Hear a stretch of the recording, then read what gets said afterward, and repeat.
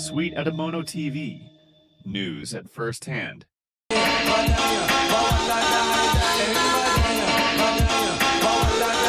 What da dang your ho, what da dang, and God dang your ho, oh, what da dang.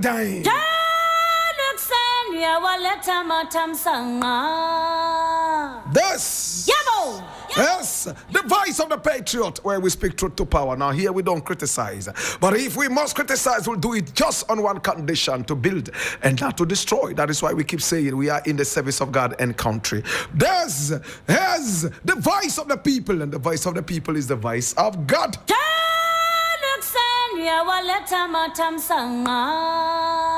This is the future. My brother, my sister, and I'm most excited to be with you. We catch them young, and we feed them with the food of patriotism. And when they grow, they shall never depart from that.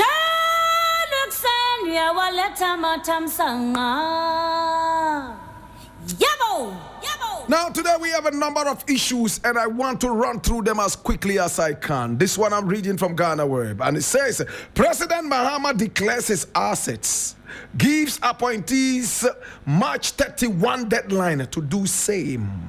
And I read, President John Dramani Mahama on Tuesday, February 18, that is today, 2025, officially declared his assets in accordance with Article 286 of the 1992 Constitution of Ghana. Now, Article 286 mandates public office holders, including the president and his appointees, to complete and submit asset declaration forms to the Auditor General's office. Now, presenting his asset declaration forms to the Auditor General, Johnson Kwamwa Asiedu, on Tuesday, President Mahama pointed out that the declaration is essential to Ghana's fight against corruption. He indicated that in the past, he used to declare his assets in private, but has chosen to do so publicly as an example to appointees and other persons required to declare their assets. In times past, I would privately present these forms to the Auditor General in fulfillment of my statutory obligation. I have taken the step of presenting these forms publicly as a way of injecting some openness and transparency into the process of asset declaration. I have maintained that while it is all well and good to punish corruption, a more effective way of addressing the canker is preventing it from occurring in the first place, he said. And he added, I honestly believe that if properly created and enforced, asset declaration can become a sustainable tool for tackling corruption.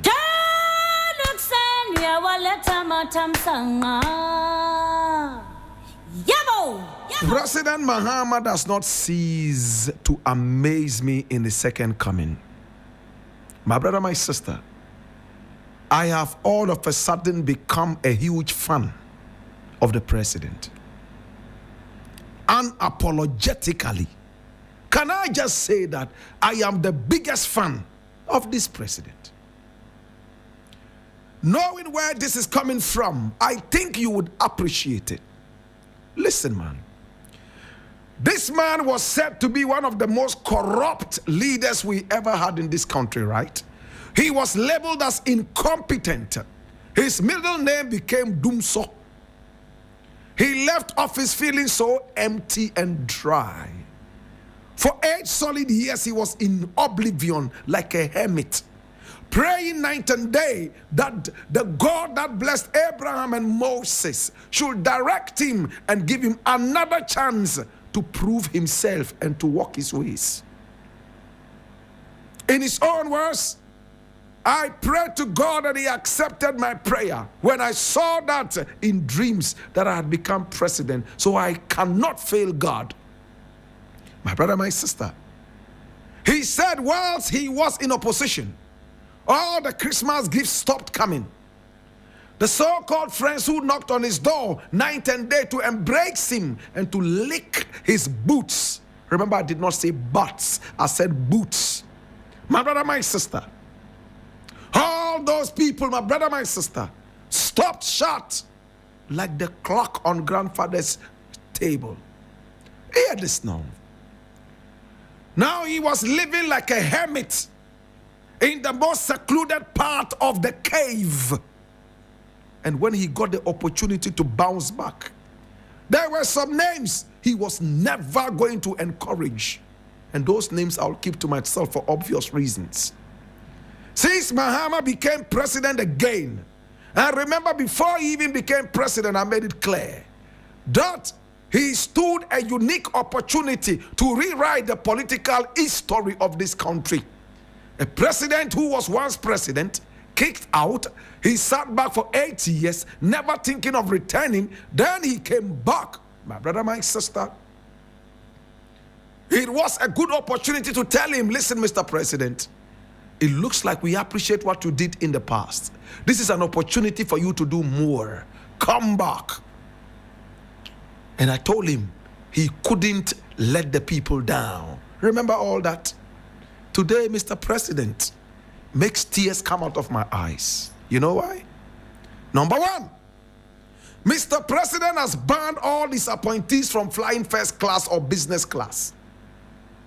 Number two, Mr. President has made it more than just clear, oh Lord God have mercy, that his appointees should be ready to be fired if they were in public to be arrogant, public service to be arrogant.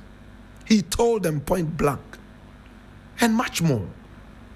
My brother, my sister, today I'm reading somewhere, graphic, online, the national communicator, and Mr. President is saying at a forum that Africa should start taking care of its own development. President Mahama urges Africa to finance its own development. And this, my brother, my sister, he is talking to African countries.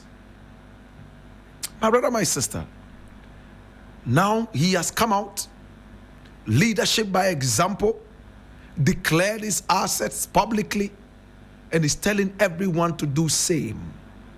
This is a serious precedent. I admire you, Mr. President.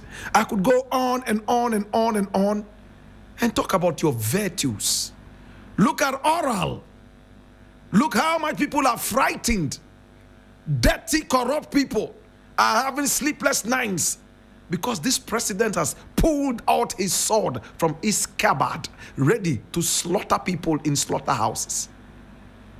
Mr. President, if you continue like this, a monument awaits you in your own backyard. As for the monument in so many other places across Ghana and across Africa and beyond, you can't count, just like Kwame Nkrumah did. Mr. President, do everything in your power to live according to the whims and caprices, the dictates of the hearts of the populace.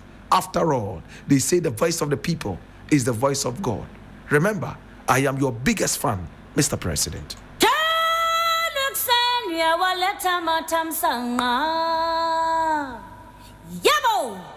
There is something I'm reading here from my own Tree News.